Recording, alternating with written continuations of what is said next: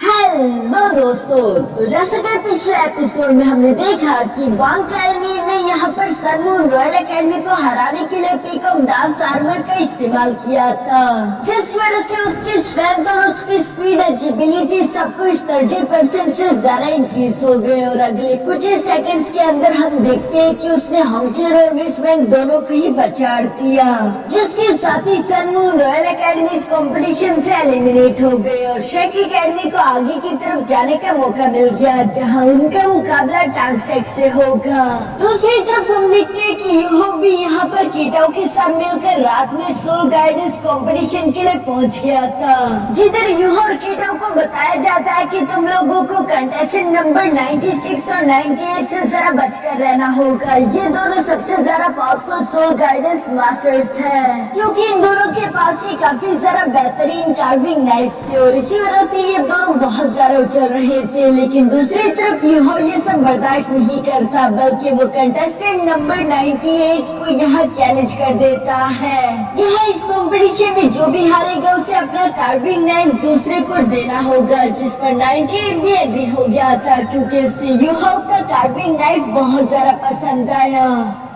अब आगे तो नेक्स्ट एपिसोड की शुरुआत यहाँ बिल्कुल उसी सीन से शुरू होती है, जहाँ पर कंपटीशन शुरू हो चुका था। सारे के सारे कंटेस्टेंट्स अपनी पूरी जान लगा रहे थे ताकि वो जल्द से जल्द अपने सोल गाइडेंस वेपन को कंप्लीट कर दे, जबकि वहाँ की ऑडियंस भी इस कंपटीशन को देखते हुए अलग अलग कंटेस्टेंट्स पर पैसा लगा रही थी। देखते देखते यूं ही समय गुजरता रहा। सब लोग बहुत ज्यादा टेंशन में आए हुए थे, क्योंकि जल्द से जल्द इन लोगों को अपना काम पूरा करना होगा। इवन की कंपटीशन होस्ट भी यहाँ इन सब लोगों को बता दिया था कि सारे के सारे कंटेस्टेंट जरा जल्दी करो, क्योंकि अब तुम लोगों के पास सिर्फ 1.5 घंटा बचा है। इसी तरह करते करते जब लास्ट के 10 मिनट बचे थे, तभी अचानक कीटाओ कहता है कि मेरा capturing hand soul guidance complete हो गया। यहाँ कीटाओ के बाद सेकंड नंबर पर कंटेस्टेंट नंबर 96 ने भी अपना कोरोसिव डिकम्पोजिशन डैगर कंप्लीट कर लिया था। साथ ही साथ कंटेस्टेंट नंबर 37 अपना फ्लाइंग फिश सोल कैनन भी कंप्लीट कर लेता है। कंटेस्टेंट नंबर 8 ने भी अपना सोल गाइडेंस वेपन कंप्लीट कर लिया था, जिसे फिक्स सोल कैनन के नाम से जाना जाता है। इवन कि वो बंदा जिसे यूहो ने चैलेंज किया था, कंटेस्टेंट नंबर 98, उसने भी अपना कोरोसिव डिकम्पोजिशन कैनन कंप्लीट कर लिया। अब पीछे की तरफ सिर्फ यूहो ही बचा था, जो कि अभी भी अपने सोल गाइडेंस को बनाने की कोशिश कर रहा है और पीछे की तरफ सिर्फ 10 सेकंड बचे थे। इसलिए कंटेस्टेंट नंबर 98 ने तो यहाँ यूहो का मजाक बनाना शुरू कर दिया। यहाँ पर इससे पहले कि वो 10 सेकंड खत्म हो पाते, जैसे आखिरी 2 सेकंड बचे, तभी अचानक यूहो ने भी हाथ खड़ा कर दिया, जहाँ वो कहता है कि मेरा जजमेंट कंट्रोल शील्ड कंप्लीट हो चुका है। जो देखकर दूसरी तरफ कंटेस्टेंट नंबर 98 यहाँ यूहो का मजाक उड़ाते हुए कहता है कि तुमने पूरे 5 घंटे के अंदर सिर्फ एक ही शील्ड बनाई, और वो भी इतनी ज्यादा बेकार से दिखने वाली। अब तो मुझे पूरा यकीन है कि तुमसे शायद को मैं ही जीतूंगा। दूसरी तरफ फोर्स ने भी यहाँ सब लोगों के सामने अनाउंसमेंट कर दिया था, चूँकि तुम सब लोगों के सोल गाइडेंस वेपन कंप्लीट हो चुके हैं, इसलिए तुम सब लोग अरीना में आ जाओ ताकि एक दूसरे का मुकाबला कर सको। जहाँ कंटेस्टेंट नंबर 98 तो बहुत ही ज्यादा कॉन्फिडेंट दिखाई दे रहा था। दूसरी तरफ ये अरीना एक तरह का केज था ताकि बाहर के लोगों को कोई नुकसान ना पहुँचे। बाहर की तरफ ऑडियंस में आज के दिन कुछ खास लोग भी आए हुए थे, जिनमें से एक आदमी कहता है कि वाइस मास्टर आपको यहाँ स्पेशली कंटेस्टेंट नंबर 66 और 88 पर नजर रखनी चाहिए, क्योंकि ये दोनों बहुत ही ज्यादा खास है। कंटेस्टेंट नंबर 88 तो कीटाओ था, जिसे सब लोग गौर से देख रहे थे, और हम देखते हैं कि उसने एक लेवल 5 का सोल गाइडेंस टूल बनाया हुआ था, जिसमें ये काबिलियत थी कि वो दूसरे के सोल गाइडेंस वेपन अटैक्स को काउंटर करते उसी पर डिफ्लेक्ट कर सकता है। कीटाओ ने बिल्कुल ऐसा ही किया। वो अपने कैप्चरिंग हैंड टेक्निक का इस्तेमाल करते हुए ओपिनियन की ही एनर्जी अटैक को कैप्चर करके उसी पर थ्रो कर चुका, जिस तरह से वो ओपिनियन हार गया और कीटाओ इस फर्स्ट राउंड में जीत जाता है। सेकेंड राउंड में हम देखते हैं कि कंटेस्टेंट नंबर 96 तो काफी ज्यादा डेंजरस था। वो बहुत ही आसानी के साथ अपने ओपिनियन को हरा देता है, जो कि यहाँ पर इन लोगों का फेवरेट डिसाइपल भी है। मुझे लगता है कि जरूर ये जीशू अलायंस के कुछ बड़े मेंबर्स होंगे, जो कि आज के दिन इस कंपटीशन को अपनी आंखों से देखने के लिए आए हैं। अब यहाँ तीसरे राउंड की बारी थी, जहां पर कंटेस्टेंट नंबर 98 की फाइट नंबर 66 यानी कि यूहो से होगी। यूहो को यहाँ होस्ट अरीना में ले आता है, जिसने अरीना में आते ही फौरन अपने जजमेंट सोल शील्ड को एक्टिवेट कर लिया, जिसे देखकर अरीना से बाहर मौजूद वो मिस्टीरियस मास्टर हैरान होते हुए कहता है कि सोल गाइडेंस टूल की कॉम्पोजिशन तो काफी सारा कॉम्प्लेक्स है, क्योंकि इस जजमेंट सोल शील्ड को बनाने के लिए पूरे 17 कोर मैजिक अरेज का इस्तेमाल किया गया। मैंने आज से पहले ऐसा कोई भी डिफेंस टूल नहीं देखा था। लगता है कि इसकी सेंट्रल एनर्जी कोर अरे को ऐसा ही बनाया गया ताकि ये किसी भी अटैक को रिवर्स कर सके। और चूंकि सोल गाइडेंस टूल के अंदर पूरे 17 मैजिकल कोर अरेज है, इसलिए मुझे पूरा यकीन है कि इसका रिबाउंड और एब्जॉर्प्शन इफेक्ट बहुत ही ज्यादा टेरिफाइंग होगा। मुझे ये लड़का बहुत ही ज्यादा इंटरेस्टिंग लगा, लेकिन यहाँ पर एक उसके लिए डिसएडवांटेज भी है, क्योंकि वो तो अभी सोल किंग लेवल पर है, जबकि उसका ओपिनियन यानी कि कंटेस्टेंट नंबर 98 एक सोल एम्परर लेवल का वॉरियर है। लेकिन दूसरी तरफ हम देखते हैं कि ऑडियंस में मौजूद लोग आपस में बातें करते हुए कह रहे थे कि ये व्हील चेयर पर लड़का काफी जरा खास है। पिछली बार एक मोटे आदमी ने इस पर अपना सारा पैसा लगा दिया था, जिसके पैसे 10 गुना हो गए थे। जबकि यहाँ अरीना में दूसरी तरफ मौजूद कंटेस्टेंट नंबर 98 यूहो के पास आकर उसे धमकी देते हुए कहता है कि आज के दिन तुम्हारी किस्मत बहुत ही खराब होगी। मैं भी देखता हूँ कि एक शील्ड तुम्हें कितनी देर तक प्रोटेक्ट करती है। लगता है कि आज के दिन तुम्हारे टुकड़े होना तय है। तो सब कहते हुए कंटेस्टेंट नंबर 98 तो इबल्स की तरह हंस रहा था, लेकिन यूहो को उसकी जरा सी भी परवाह नहीं, बल्कि वो अपने मन में सोचता है कि आज का ये सेमीफाइनल काफी ज्यादा इम्पोर्टेंट होगा, क्योंकि मुझे पूरा यकीन है कि होली स्पिरिट चर्च और जीशु एलायंस दोनों ने ही किसी न किसी को इस कंपटीशन को मॉनिटर करने के लिए यहाँ पर भेजा होगा। जो सब कहते हुए यहाँ हमें होली स्पिरिट चर्च की एक लड़की दिखाई जाती है, जिसके हाथों पर नाखून की जगह लंबे लंबे ब्लेड्स लगे हुए थे, और यकीनन ये एक इवल सोल मास्टर है। यूहो यहाँ पर इन दोनों की अटेंशन खुद की तरफ खींचना चाहता था, जिसके लिए उसने प्लानिंग की हुई थी, और वो अपने मन में कहता है कि चलो अब मुझे अपना प्लान शुरू कर देना चाहिए। यूहो की ये कहती है, अचानक से वहाँ का मौसम चेंज होना शुरू हो गया। सब लोग हैरान होते हुए यूहो को ही देख रहे थे, जबकि दूसरी तरफ कीटा वो अपने मन में कहता है कि यूहो आखिर तुम क्या करने की सोच रहे हो। अभी अचानक हम देखते हैं कि यूहो ने यहाँ पर अपने गॉड इलेक्ट्रोलक्स की नेक्रोमेंसी की पावर का इस्तेमाल करना शुरू कर दिया, जिसका ऑरा किसी इवल सोल मास्टर की तरह दिखता है। जो देखकर तो होली स्पिरिट चर्च की वो लेडी भी हैरान होते हुए कहती है कि क्या ये आदमी एक इवल सोल मास्टर है, जबकि कंटेस्टेंट नंबर 98 तो अभी भी यूहो से कह रहा था कि इतना ज्यादा झटपटाने की कोई जरूरत नहीं, क्योंकि वैसे भी तुम मरने वाले हो। लेकिन बाकी के सब लोग यहाँ यूहो की सोल पावर देखकर काफी ज्यादा हैरान थे, और वो लोग आपस में यही सोच रहे थे कि हमने बिल्कुल नहीं सोचा था कि ये आदमी एक इवल सोल मास्टर होगा। यूहो भी इस गॉड इलेक्ट्रोलक्स की पावर्स का इस्तेमाल करते हुए काफी ज्यादा कूल दिखाई दे रहा था, जबकि दूसरी तरफ वो मिस्टीरियस मास्टर भी यूहो की एनर्जी को महसूस करते हुए कहता है कि ये बहुत ही ज्यादा प्योर, टेरिफाइंग और पावरफुल डार्क एनर्जी है। लेकिन आखिर ये लड़का है कौन? हमने इसके बारे में पहले कभी कुछ सुना क्यों नहीं? दूसरी तरफ हम यूहो की आंखों में ये बात साफ साफ देख पा रहे थे कि आज के दिन वो जानबूझकर इन लोगों के सामने अपनी पावर को शो ऑफ करने वाला है। जिस बात से अनजान कंटेस्टेंट नंबर 98 ने तो फौरन से अपने कोरोसिव डिकम्पोजिशन कैनन को बाहर निकाल लिया, और वो यूहो की तरफ एम करते हुए कहता है कि फिक्र मत करो, मैं जल्दी तुम्हारी हड्डियों में से गोश्त को अलग करने वाला हूँ। जो कहती उसने यूहो पर अपने कैनन से मल्टीपल एनर्जी अटैक्स चलना शुरू कर दिए। दूसरी तरफ यूहो का जजमेंट सोल शील्ड उसे प्रोटेक्ट कर रहा था, जबकि साथ ही साथ अंदर की तरफ मौजूद यूहो यहाँ पर गॉड इलेक्ट्रोलक्स की ट्राइन का इस्तेमाल करते हुए अचानक से अपनी पावर से अनलिश करते हुए उसे पीछे की तरफ धकेल देता है, जिस पावर से हिट होकर तो अब यहाँ कंटेस्टेंट नंबर 98 को भी थोड़ा बहुत अंदाजा हो गया था कि यहाँ पर क्या होगा। उसके चेहरे पर खौफ साफ साफ दिखाई दे रहा था।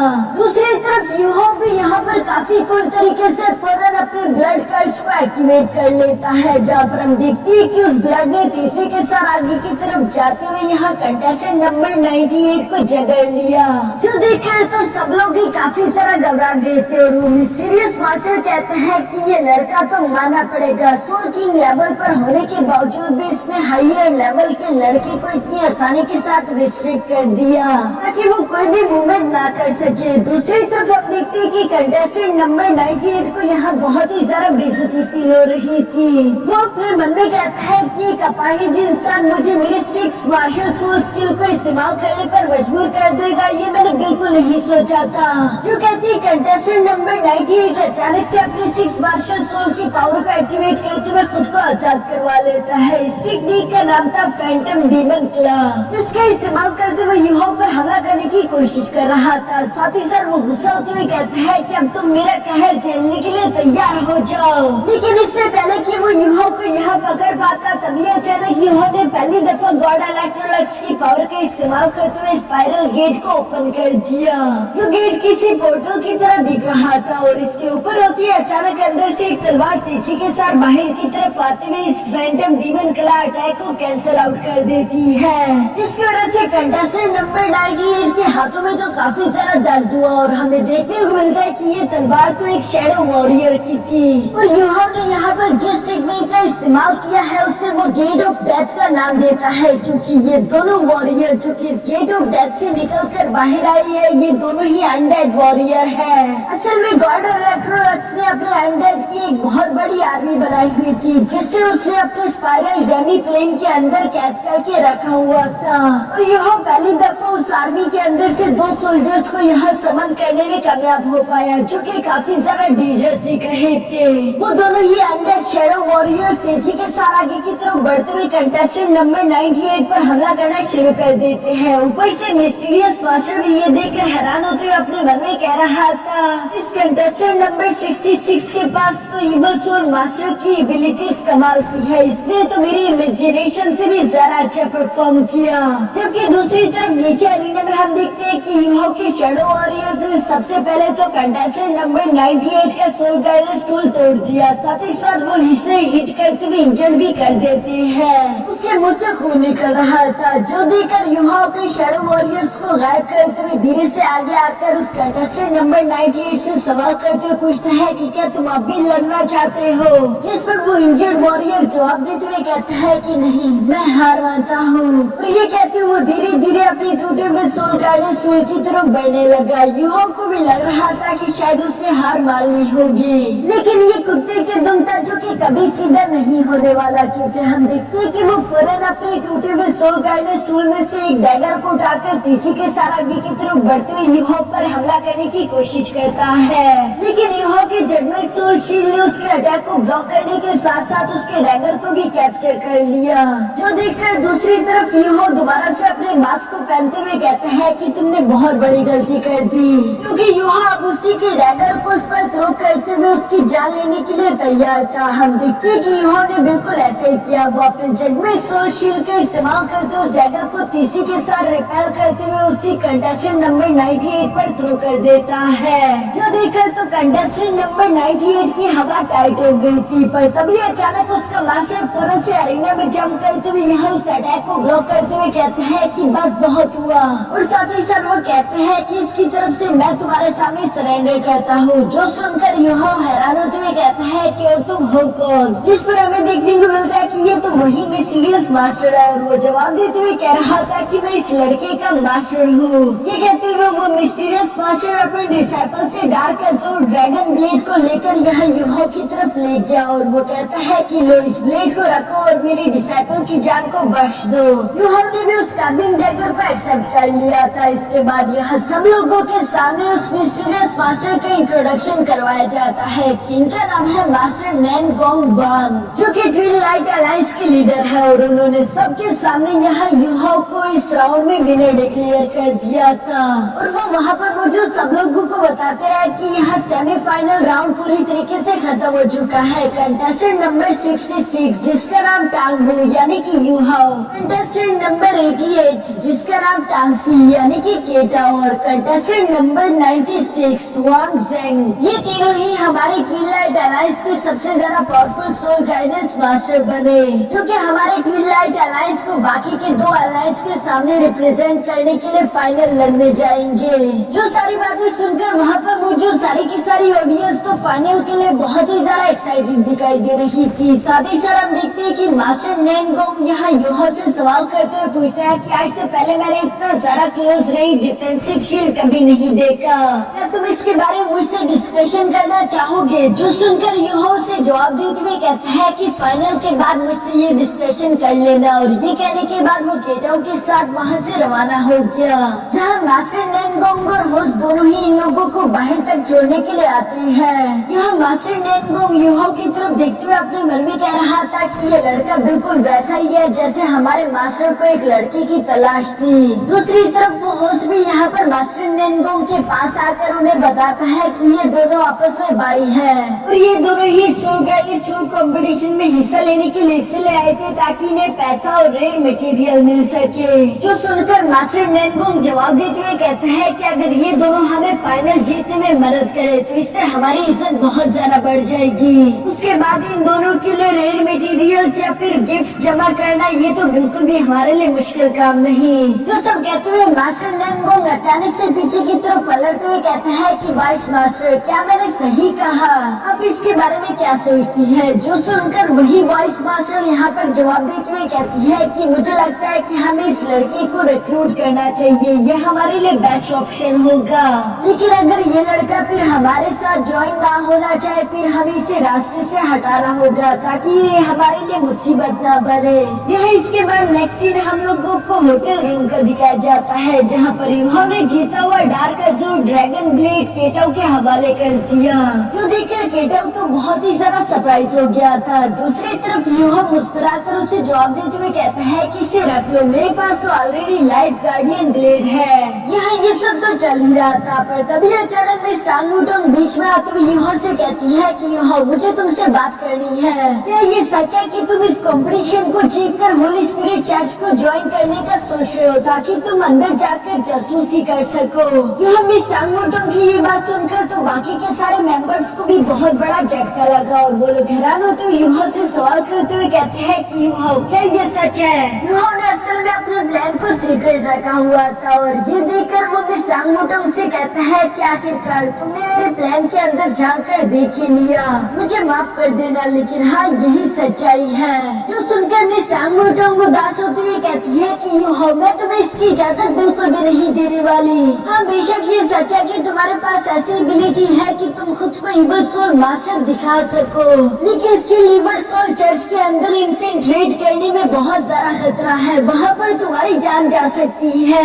ये सब कहते हुए मिस टांग वुडोंग बहुत ही ज्यादा इमोशनल हो गई। जो सुनकर दूसरी तरफ यूहो जवाब देते हुए कहता है कि टांग वुडोंग, समझने की कोशिश करो, किसी न किसी को तो ये करना ही होगा, क्योंकि होली स्पिरिट चर्च बहुत ही ज्यादा मिस्टीरियस है। उनकी ताकत इतना बड़ा खतरा नहीं जितनी उनकी मिस्ट्रीज है। अगर हम उनके बारे में कुछ भी ना जानते हुए तो आने वाले फ्यूचर में हम लोग उन्हें रोक भी नहीं पाएंगे, क्योंकि इस बात में कोई शक नहीं कि होली स्पिरिट चर्च के पास बहुत ही ज्यादा पावरफुल मेंबर्स और टूल्स है, जिसके बारे में किसी को भी अंदाजा नहीं, और जब वो लोग उभर कर सबके सामने आएंगे तब उन्हें रोकने का कोई भी रास्ता नहीं होगा।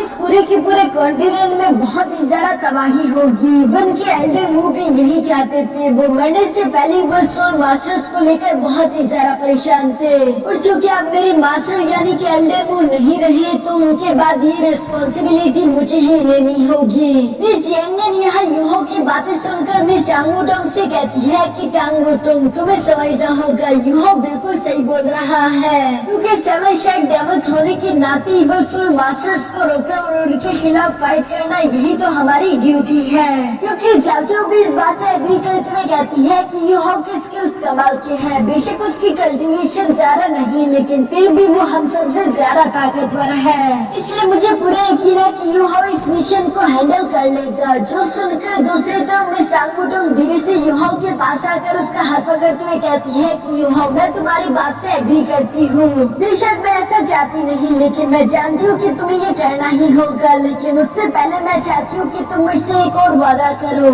यूहो हैरानगी के साथ उससे सवाल करते हुए पूछता है कि आखिर कैसा वादा, जिस पर मिस टांगुटोंग इमोशनल होकर जवाब देते हुए कहती है कि यही वादा कि तुम बिल्कुल भी मरोगे नहीं, तुम्हें किसी भी सिचुएशन में मेरे लिए सर्वाइव करते रहना होगा। दूसरी तरफ यूहो यहाँ पर मिस टांगुटोंग के आंसू को साफ करते हुए कहता है कि फिक्र मत करो, मैं तुमसे वादा करता हूँ।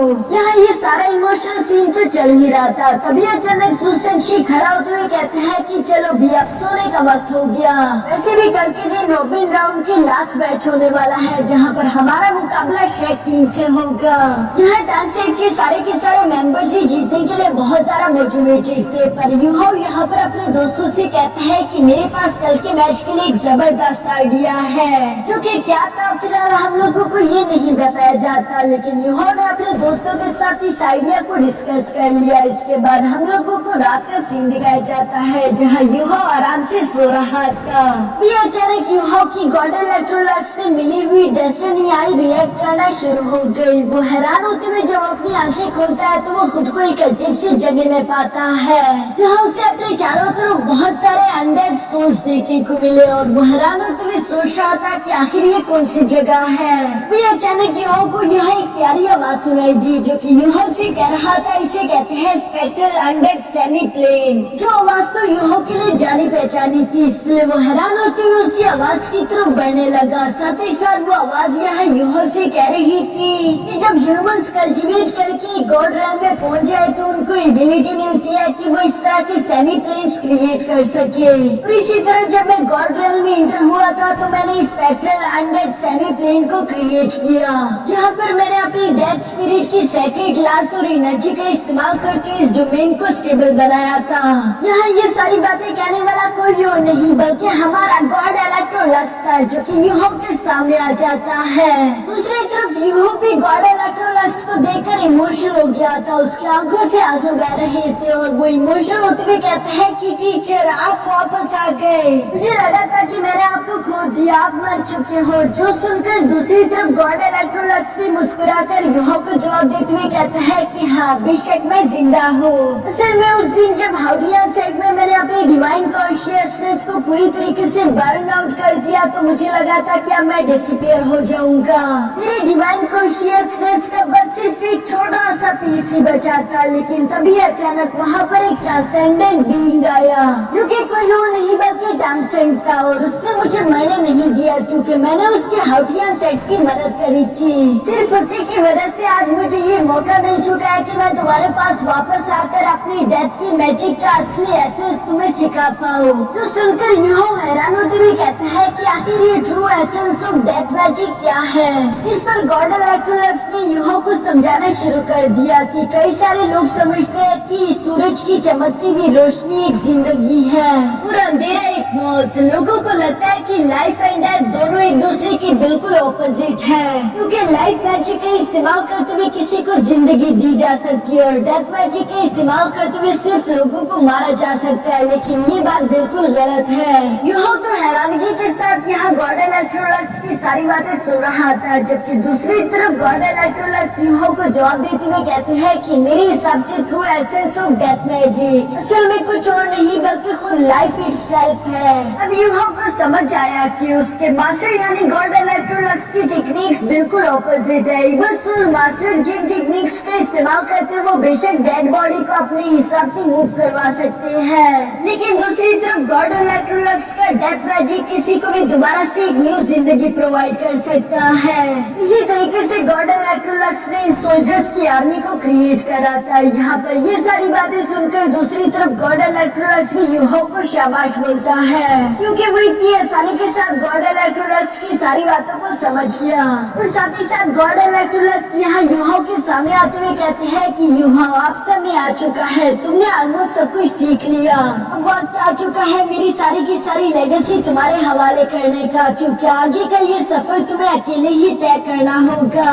यूहो को समझ आ चुका था कि गॉड इलेक्ट्रोलक्स एक बार फिर से उससे अलविदा कहना चाहते हैं, इसलिए वो थोड़ा बहुत इमोशनल तो हो रहा था, लेकिन वो ये बात भी अच्छे से जानता रहा कि गॉड इलेक्ट्रोलक्स अगर हमेशा उसके साथ रहेंगे तो वो कभी भी आगे खुद को और ज्यादा ताकतवर नहीं बना पाएंगे, इसलिए कभी न कभी तो उसे अपने टीचर से जुदा होना ही होगा। दूसरी तरफ हम देखते हैं कि गॉड इलेक्ट्रोलक्स अपना थ्रेशोल्ड यहाँ यूहो के हवाले कर रहे थे और वो यूहो से कहते हैं कि प्लीज यूहो मेरी इस डेथ मैजिक की इनहेरिटेंस को एक्सेप्ट कर लो, जो कि यूहो ने खुशी खुशी एक्सेप्ट कर लिया था। इसकी मदद से अब यूहो जितने मर्जी उतने शैडो वॉरियर्स क्रिएट कर पाएगा, जबकि साथ ही साथ गॉड इलेक्ट्रोलक्स कहता है कि ये स्पेक्ट्रल अनडेड सेमी प्लेन तुम्हारी टीचर की तरफ से तुम्हारे लिए आखिरी तोहफा है, यानी कि गॉड इलेक्ट्रोलक्स की सारी स्पेक्ट्रल अनडेड की आर्मी भी अब से यूहो की हुई। ये सारी चीजें पाकर तो यूहो काफी ज्यादा इमोशनल हो गया था और वो फौरन से गॉड इलेक्ट्रोलक्स के गले लग गया,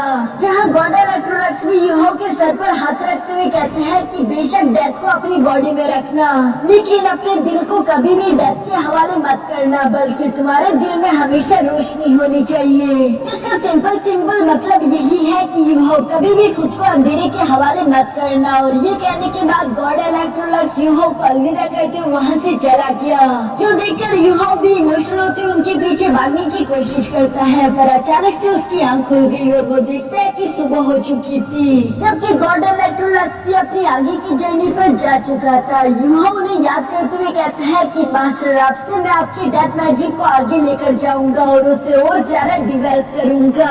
आपकी ये नेक्रोमेंसर लेगेसी कभी भी खत्म नहीं होगी और इसी